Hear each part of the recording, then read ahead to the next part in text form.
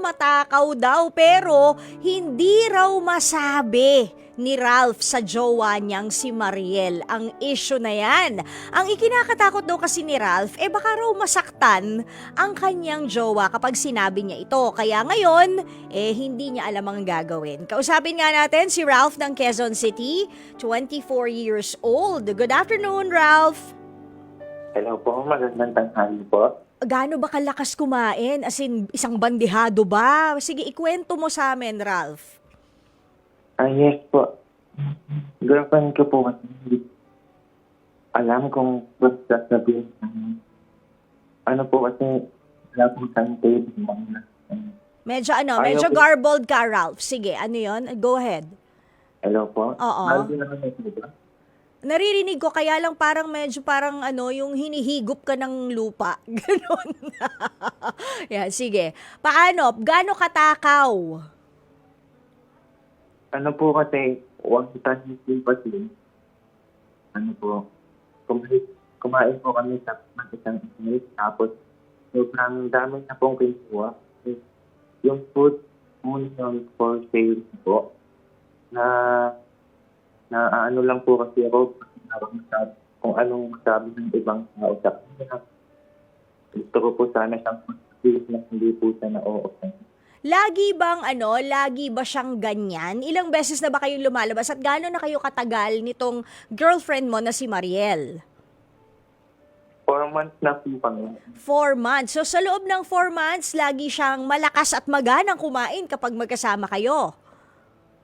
Opo, ganun po talaga siya. Saka, nag-uumpisa pa rin po kami. Aware po talaga ako na fight siya, pero dito po ina-expect na ganun sa kalakas pumunta. Ulit, tight? Di ko po ina-expect na kalakas kumain. Ah, Aware naman po. ba't nung nililigawan mo siya, hindi ba kayo lumalabas? Nung una po, hindi. Pero mga weeks na po, naman po ako na ano po, last night. Pero habang patagal po, lang patagal pa, grabe na po yung table man. So medyo bukod sa matakaw, yung table manners niya, yung medyo ikinababahala mo. Opo, kasi makalat po, ganon. Tapos hindi yung ibang kasama nakakain. Parang hindi babae kung kumain, ganon. Opo, baka po kasi Ah, yung ibang tao sa kanya. Gusto pero ko kami sa pagsabihin. bakit ka natatakot na ma-offend siya kung para naman sa ikabubuti niya, Ralph? Ano po kasi, baka hindi na ayaw pa po yung sa'yo na mulit away na. Hello? Hello po? Oo. Ano yon? Kasi baka... Baka po kasi mamaya ano pa yung naging dahilan ng pag-aaway na. Okay. Pero kasi walang ibang makakapagsabi nun kung hindi ikaw, kasi kayo yung madalas na magkasama tuwing napapansin mo yan. Siguro dun sa malakas kumain, medyo forgivable pa nga yan kasi isipin na lang natin na baka hindi siya nakain ng mabuti sa bahay, na natutuwa siya pag magkasama sa'yo, kayong dalawa, ginaganahan talaga siyang kumain.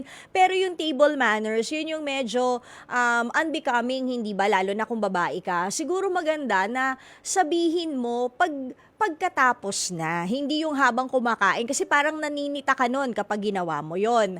Pagkatapos, kunyari, pagkakain nyo, nood kayo ng sine o kung ano man, nag-stroll-stroll kayo sa mall, yung sa mahinahon na paraan mo sabihin mo, pansin ko, ganito kasi. O tapos di-explain mo na minsan, sabihin mo na hindi naman ito para sa ating dalawa, na I'm just concerned kasi minsan pinagtitinginan ka na ng mga tao. Syempre mahal kita, ayoko na may masasabi kahit hindi natin sila kilala, ayokong merong masasabi sa'yo yung ibang tao. O hindi ba? Para meron lang din siyang konting finesse.